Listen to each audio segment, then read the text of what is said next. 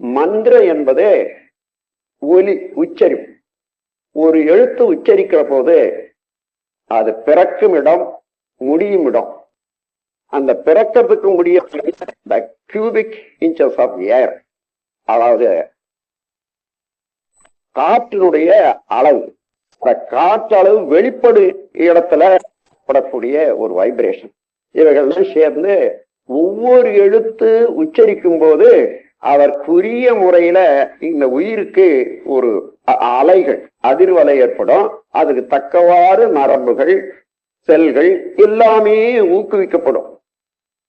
அப்படி ஒரு எழுத்துக்கு ஒரு பலன் இருக்கிறது என்று சொன்னால், அதை அடுத்து இன்னொரு எழுத்து தொடர்ந்து அதை நல்ல முறையில அது செய்த நன்மையே மேலும் நன்மை அளிக்கக்கூடிய எழுத்தாக இருக்குமே. ஆனால் மேலும் மேலும் மேலும் உடலுக்கு நன்மை இருக்கும்.